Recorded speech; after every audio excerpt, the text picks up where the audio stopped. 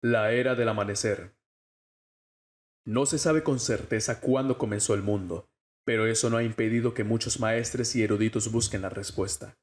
Algunos defienden que tiene 40.000 años de antigüedad, pero puede que tenga 500.000 o incluso más. No está escrito en ningún libro, ya que en la primera edad del mundo, la era del amanecer, los hombres no conocían la escritura. Lo que sí sabemos es que el mundo era mucho más primitivo y salvaje. Estaba poblado de tribus bárbaras que vivían de lo que obtenían de la tierra y no forjaban el metal ni domesticaban los animales. Lo poco que conocemos de esos tiempos se halla en los textos más antiguos que existen, crónicas escritas por los ándalos, los valirios y los guiscarios y también por los lejanos pobladores de la legendaria Ashai. Sin embargo, por muy antiguas que sean esas razas ya cultas, ni siquiera habían nacido en la era del amanecer, así que la verdad de esos relatos es tan esquiva como el grano en la paja. ¿Qué puede decirse con certeza sobre la era del amanecer? En las tierras orientales abundaban los pueblos, eran primitivos, como en el resto del mundo, y muy numerosos. Sin embargo, en Poniente, desde las tierras del eterno invierno hasta las orillas del mar del verano, solo existían dos: los hijos del bosque y la raza conocida como los gigantes.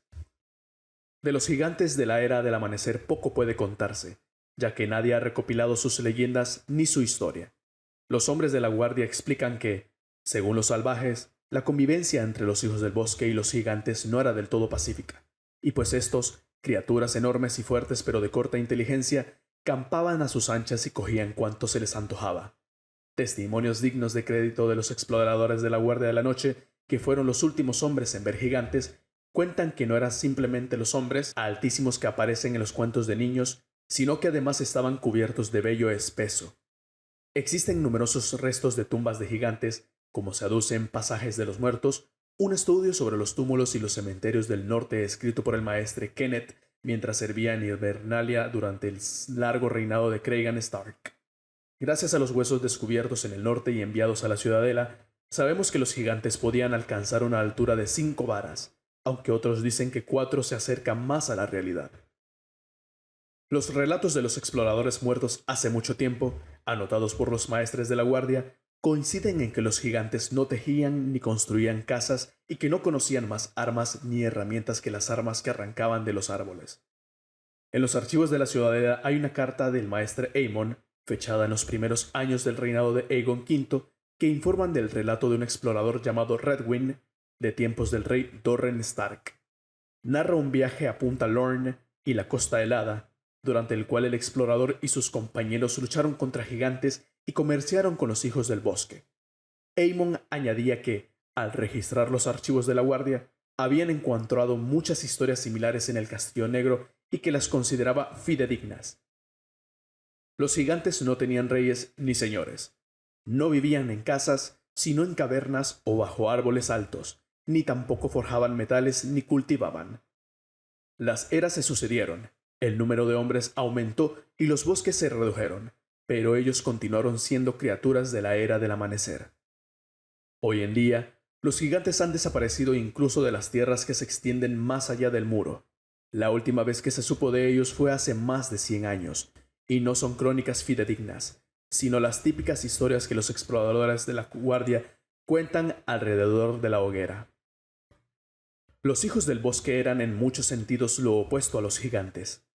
Menudos como niños, de tez oscura y muy hermosos, vivían de un modo que hoy calificaríamos de primitivo, aunque eran menos bárbaros que los gigantes. No labraban metales, pero tallaban obsidiana, ese material que el pueblo llano llama vidriagón y los valirios designaban con una palabra que quería decir fuego helado, para elaborar herramientas y armas de caza. No tejían, pero eran muy habilidosos en la confección de vestidos con hojas y cortezas. Fabricaban arcos con madera de arciano y montaban trampas arrojadizas con hojas de hierba, que tanto varones como hembras usaban para cazar. Se dice que su música y sus canciones eran tan hermosas como ellos, pero no queda más registro que algunos fragmentos conservados desde la antigüedad. Reyes del invierno o leyendas y linajes de los Stark de Invernalia, del maestre Kilder, contiene parte de una balada que supuestamente narra la época en la que Brandon el constructor pidió ayuda a los hijos del bosque para construir el muro. Lo llevaron a un lugar secreto y al principio no entendía su lengua, que describió como el tintineo de un arroyo al bañar las rocas, el susurro del viento entre las hojas o el rumor de la lluvia al caer en el agua. Brandon aprendió el lenguaje de los hijos del bosque. Está recogido en una crónica que no es posible repetir aquí, pero sí diremos que su lengua se originó o se inspiró en los sonidos que oían a diario. Los hijos del bosque adoraban a los mismos dioses anónimos que más tarde serían los de los primeros hombres, las innumerables deidades de los arroyos, los bosques y las piedras. Fueron los hijos quienes tallaron rostros en los arcianos, quizá para proporcionarles ojos a los dioses y que pudieran ver cómo los adoraban sus devotos.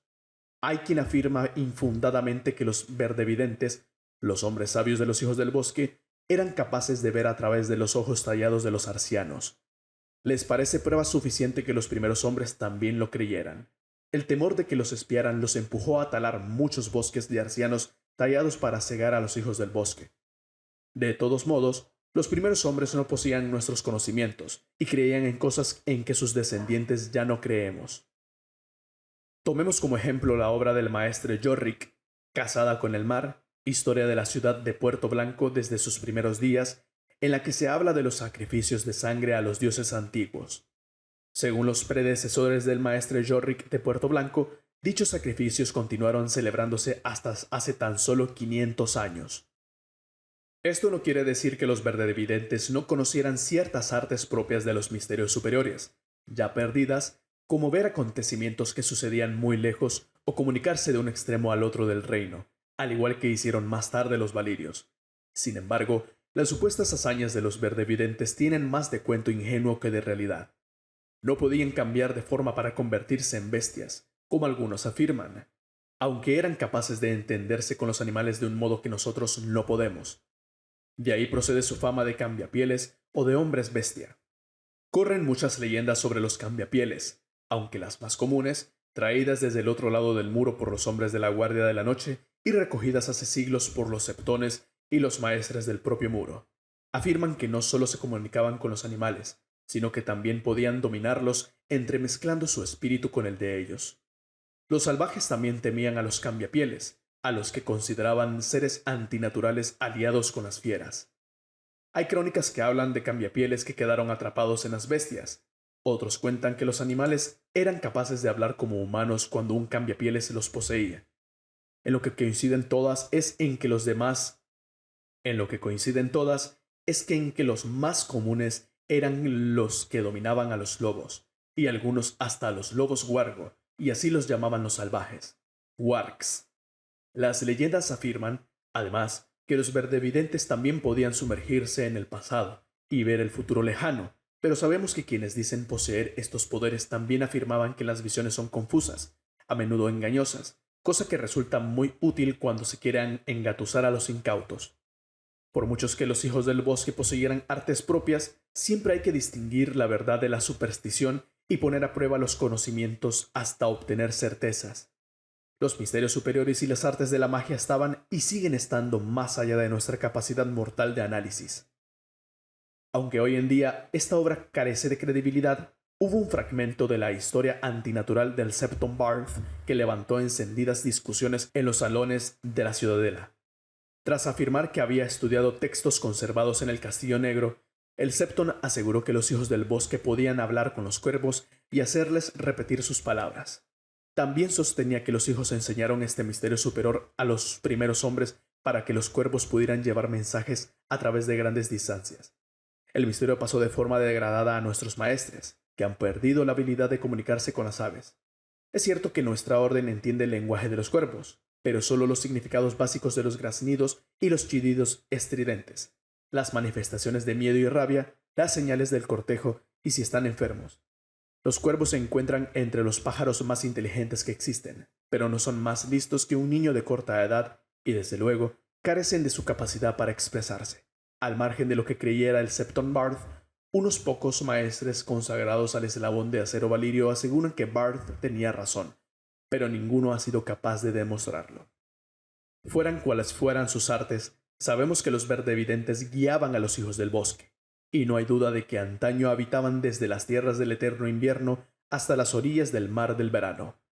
Erigían hogares sencillos, sin fortines, castillos ni ciudades. Vivían en bosques, pantanos, lagos y marismas, incluso en cavernas y colinas huecas. Se cuentan que construían refugios con hojas y varas flexibles en las copas de los árboles, con lo que creaban auténticos pueblos secretos en los bosques. Se ha creído durante mucho tiempo que lo hacían para protegerse de depredadores como los huargos y los gatos sombras, contra los que nada valían sus sencillas armas de piedra ni sus famosos verdevidentes. Sin embargo, otros afirman que sus mayores enemigos eran los gigantes, como indican algunas leyendas del norte y como ha demostrado el maestre Kenneth con el estudio de un túmulo cerca del lago Largo, en el que se encontraron puntas de flecha de obsidiana entre las costillas de un gigante. Estos hechos recuerdan una canción de los salvajes transcrita en la historia de los reyes más allá del muro del maestre Herrick, donde se habla de los hermanos Gendel y Gorne, a los que llamaron para mediar en una disputa por la posesión de una caverna entre un clan de hijos del bosque y una familia de gigantes. Cuentan que Gendel y Gorne, tras descubrir que la gruta formaba parte de una red de cuevas que pasaba bajo el muro, zanjaron el asunto con un engaño que logró que ambas partes renunciaran a ella. Pero los salvajes no saben escribir, de modo que debemos de dudar de la veracidad de sus relatos. Con el tiempo, a los gigantes y los animales del bosque se sumarían peligros mucho mayores. Cabe la posibilidad de que una tercera raza habitara los 7 reinos en la era del amanecer, pero es una idea tan incierta que no merece la pena tratarla a fondo.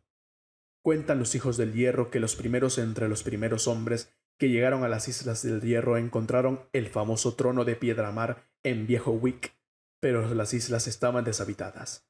Si es cierto, la naturaleza y el origen de los creadores del trono son un misterio. En la colección de leyendas, Canciones que cantan los hombres ahogados, el maestro Kirth sugiere que el trono lo dejaron unos visitantes del otro lado del mar del ocaso.